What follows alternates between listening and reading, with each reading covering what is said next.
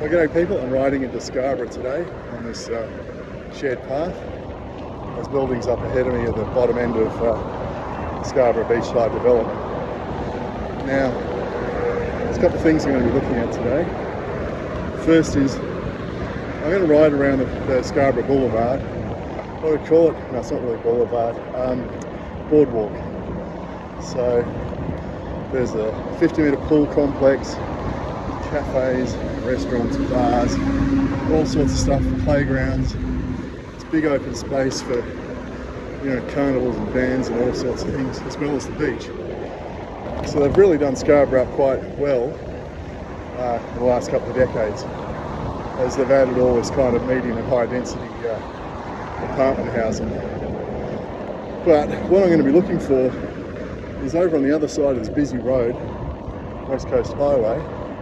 There's a safe active street which goes east for about 4 kilometres. Manning Street is where it starts, and I've always had trouble finding the start of it.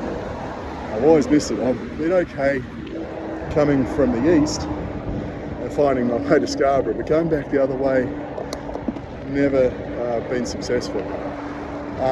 So I'm going to see what the wayfinding signage and stuff is like today, because this is quite a good path which goes from, well, you can pretty much get on this path and go all the way to Fremantle and keep on going south. Yesterday we went about 30 kilometres north of here, almost all of it done on corners like this. This is a slow shed zone through here. There's a cafe on the other side. I'm going to stop that and take some video for another video on cafe bike parking. And then we'll have a look at the kind of boardwalk area. And again, all the bike parking is all over the place. And then I'm going to see what my map memory skills are like and try and find this Manning Street entrance. Now I know I have to kind of continue on the road up here. There's a roundabout. Where the roundabout goes straight ahead into a car park, I turn right and I think up a footpath. But let's just stop here. Actually, not just here. This is what I meant. So down to my left, big grassy area, picnic tables, big sandy playground, flying fox, swings, all that kind of good stuff for kids. Then up ahead here, this is a cafe I want to stop and have a look at. Oh, free community yoga, that's what the sign back there said. I've never stopped here. I don't need to, but yesterday when I came through, I noticed I got all these bean bags on the lawn. I reckon if I flopped into one of them, on some days I'd probably have trouble getting out. But there's a plethora of bike parking. Come here by skateboard and dog if you like.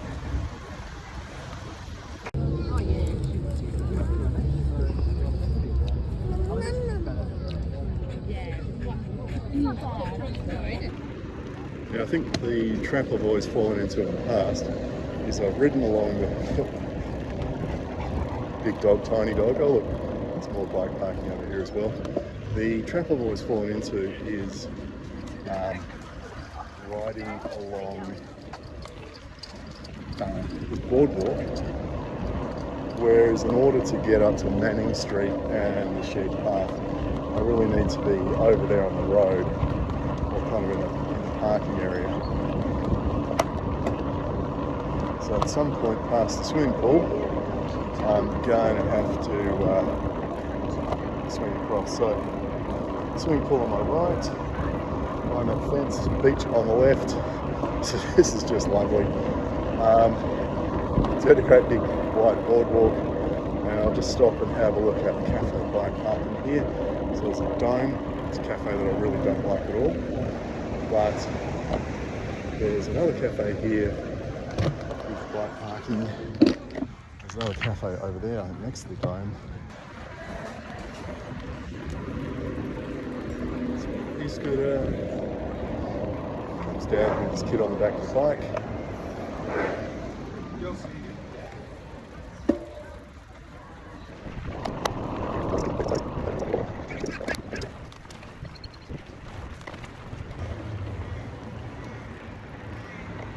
might see is There's plenty of scooters around the place.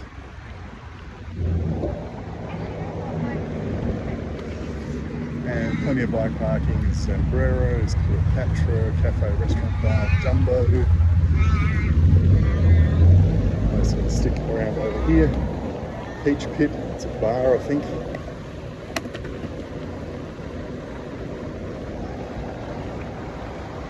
So there's absolutely no shortage of bike parking. And look at all the hoops along here, it's just huge.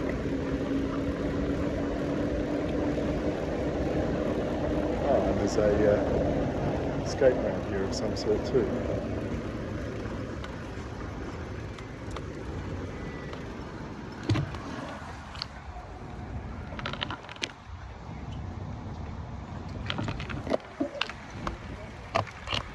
Right, I get on the road because I'm pretty sure what I need to do up here is at this next roundabout. I need to hang a right.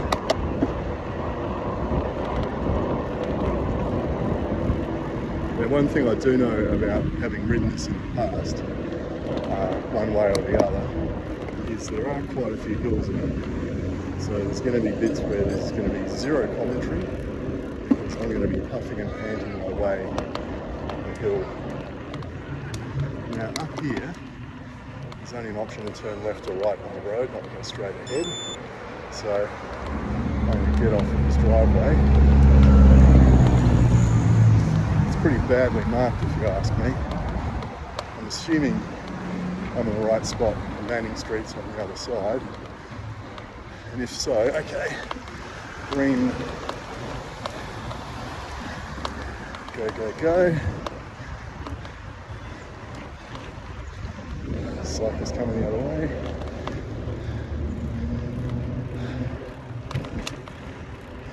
An e-bike. That's a more sensible way of doing this.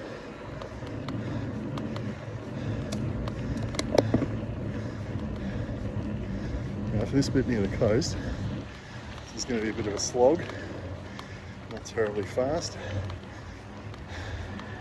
But let's have a look at the features. So they've put in a raised platform right across this entire intersection. Some drivers coming from the sides of slow. Oh, tandem.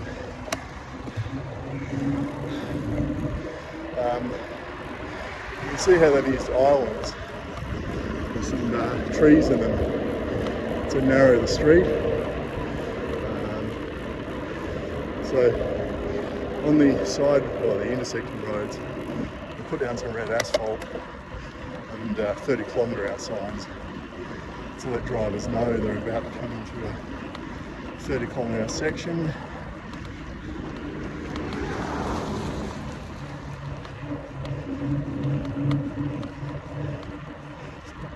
So it is quite narrow. If I was in a car, one of us would probably have to pull over to let the other one by. But as you can see, there's lots of little parking spots and driveways where one driver can just pull over and let the other one through. Okay, another raised platform coming through there. Got there, going a bit too fast. I wasn't quite sure they were going to get through that set of islands and be able to get back without running into me face on.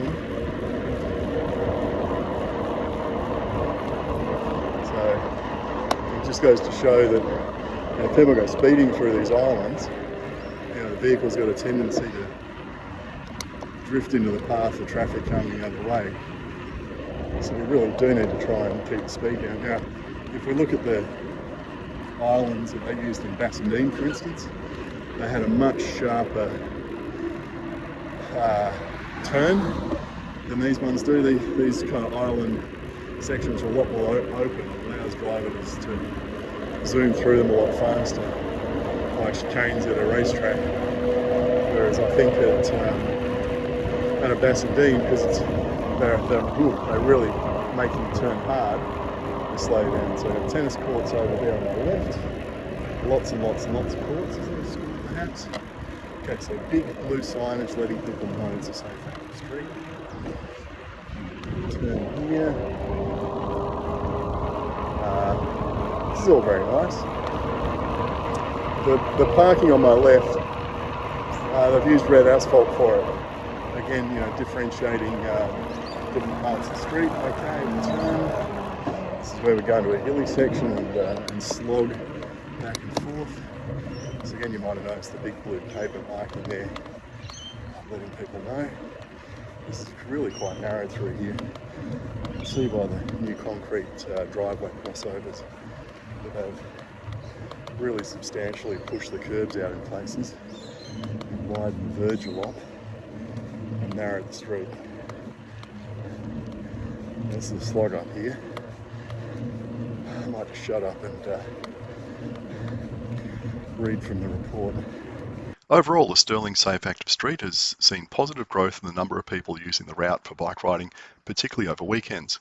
There has also been large growth in the number of people walking around Yaloma Primary School during the week. However, growth in walking activity has not been observed along the full length of the route. Vehicle speeds have been reduced across nearly all sites. However, they are still above the recommended target.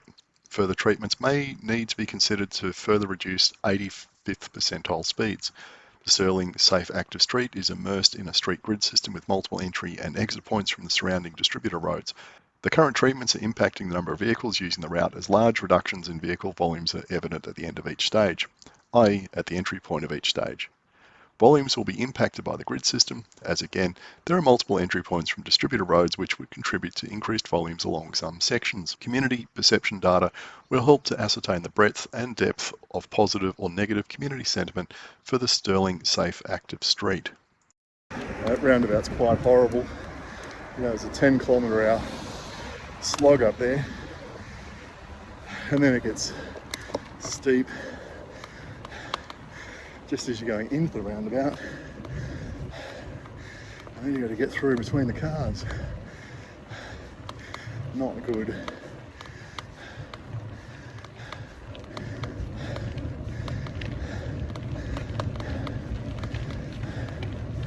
I've got a Uniting Church on our left.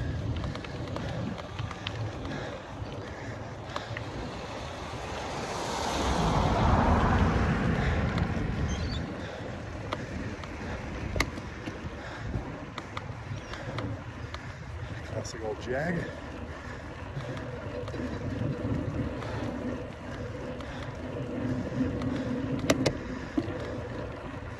And I noticed one thing they haven't done is used two different coloured asphalt. So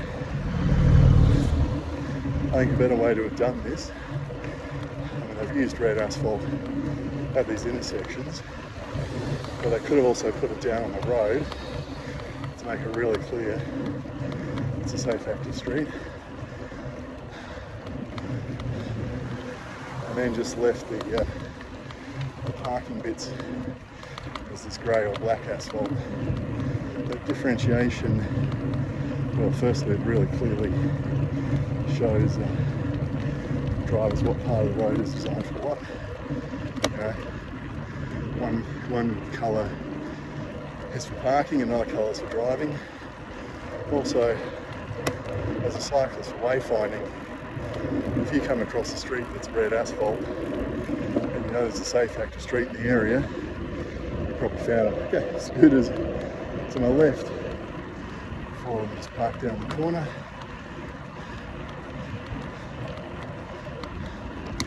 It also visually narrows the street, which I think helps a lot to slow drivers down.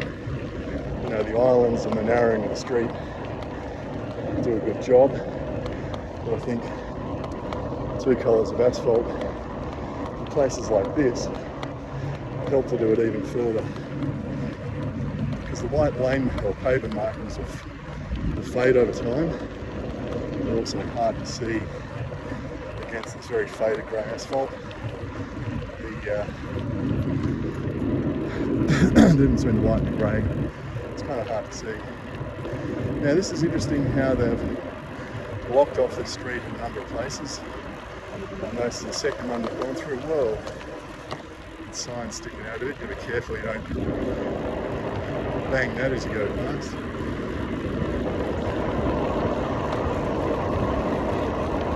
Now, if you look on both sides of the street, there's no footpaths. So the reason these people are walking on the street nowhere else to go. So why don't you walk on the grass? Well, if you tried pushing a pram on the grass which hasn't been mowed and rolled and all the rest of it, and you've got to go across garden beds and driveways, drains, things like that where people have wood chipped the area, that looks good, but you can't walk through it. Of course, the owners would get really cranky if you did walk through it, and they'd walk you through their garden. So that's why you walk on the road. But a street like this, you should feel fairly comfortable on the street. So here we've got another spot where it's blocked off. Tucker Lane.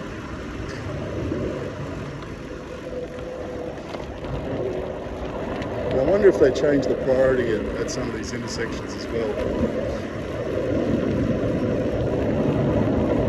But I think, as you can see, it's a Saturday morning, but traffic is pretty quiet, apart from that one peanut back towards the beach. It's not moving terribly fast. Okay.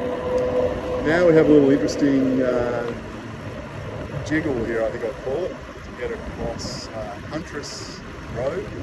So I'm going to take this little specially made bike lane off to my right, wait at the bicycle group. The traffic here is quite fast moving in both directions.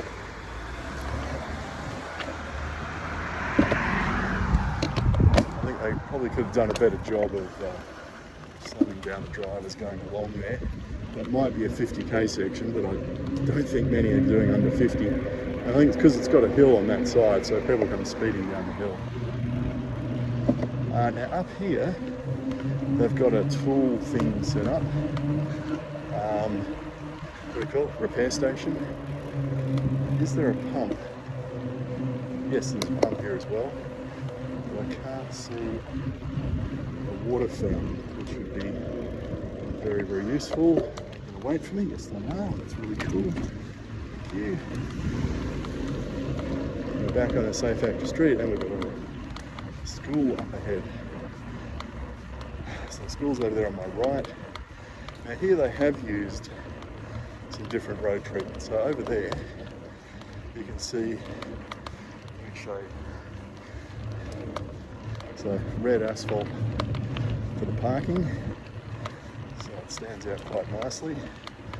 And then they've used this fake textured brick down the middle. Now it's low enough that you can drive over it.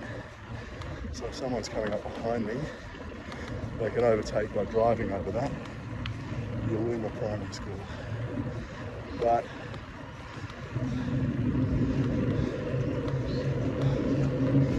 it really visually narrows the street. Speed hump, and then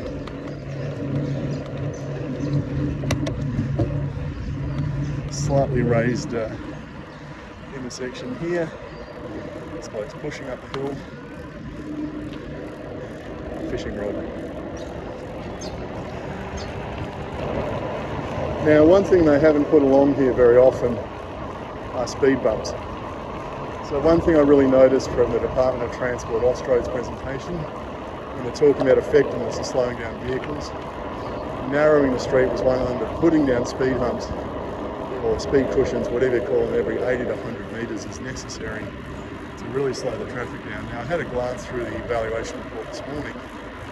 It seems that the speeds that they've achieved here, whilst they had achieved some reductions, was nowhere near as effective as other streets. And I think that's partly because of the lack of speed humps. Now, you can see here that they've kind of jinked the street back and forth to get rid of it being a straight through drag strip. That old bloke is leaning back so far he could barely see out the steering wheel. And is he doing 30? I don't think so. Anyway, they've at least got some nice big islands that they've put in. They're big enough to put trees in. So they beautify the landscape. And I guess as those trees grow up, they'll also visually narrow the street. Oh, another e-scooter parked on the side here. Okay. They built out the curb there with that fake red brick to visually narrow it. Another nice big blue thing there. Now, this might actually be the end of it here. That's nowhere near as long as I thought, if that's the case.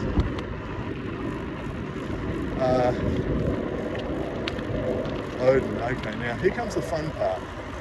Now, the next 5 or 6 minutes is me just getting lost in suburbia as I try and find my way across to the principal shared path that goes along the freeway.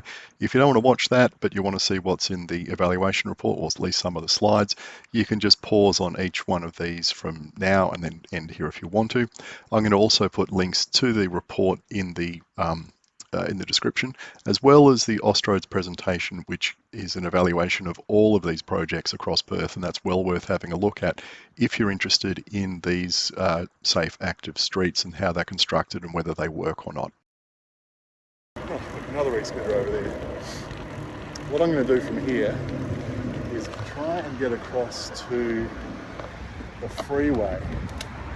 Now, I know it's possible. I know that over there, somewhere to my right, well, there's freeway and the railway line, and I can go down one of these side streets, and there's like a bike route to get to, and it's not very well marked at all from the end of the street.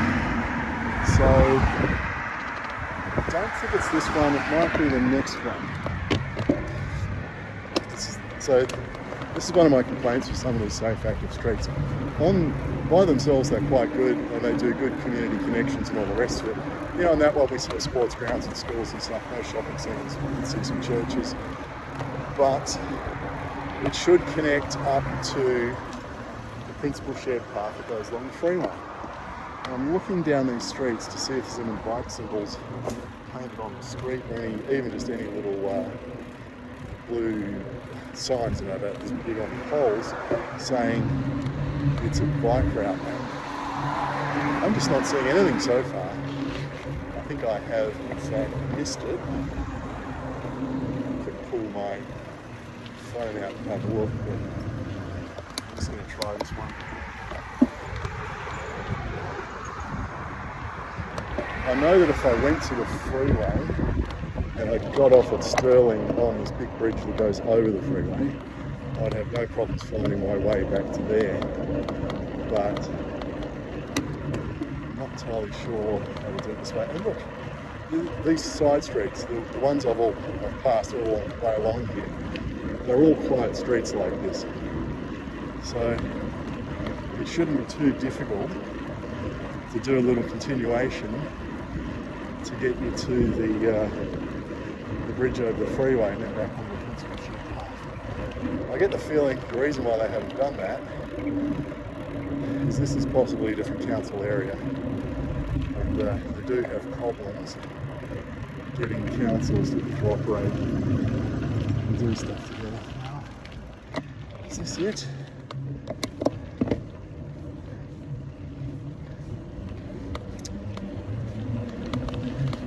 This is how flippin' lost I am. It's just even it's private property, so I can't get through there. I can ride down here.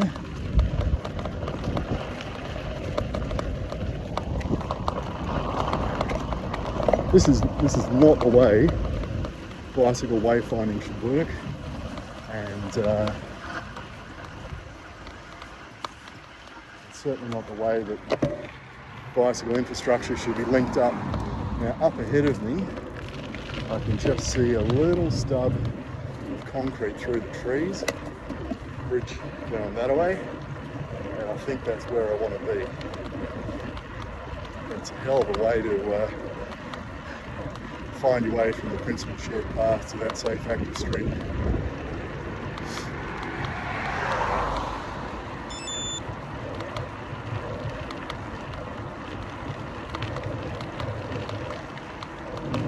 I get the feeling maybe what I should have done, I think what I was supposed to do was actually come out here and go down that street, so I possibly turned way too early. So, but blame that on the wayfinding. Now the interesting thing is, when I get here, there's actually some reasonable signage going in this direction. I'm not going to say that sign up on that pole there is great, it's old. And in fact, there's no, okay, let me take some footage of this. So that sign there is not too bad, but I hardly even noticed that sign there, which is about the size of, I don't know, 2 cigarette packets if you're lucky. How are you supposed to spot that? So let's just imagine for a sec that I did in fact come down this road the right way, and I'm now looking for where I'm supposed to turn. Look at that stupidly small sign. It's about that big by that big. It's probably about as old as I am. It's faded. It's probably starting to rust. Why is it that big? Why is it not, you know, A3 size? They must think cyclists have absolutely incredible eyesight. When I've got prescription sunglasses on, you might be able to see the lenses occasionally through the tinted stuff. But yeah, certainly needing to see that. I'll just take some footage of the freeway here. So whenever anyone says bike infrastructure is expensive, so you've got 2 traffic lanes up there behind the trees. You've then got 3 car lanes with a bike lane either side. Breakdown lane, sorry. You've got your rail reservation. 4 lanes going in the other direction. And then it looks like there's about 3 lanes over on the other side as well. This is like Texas, this is huge. Compared to this, yeah, bike infrastructure is pretty cheap.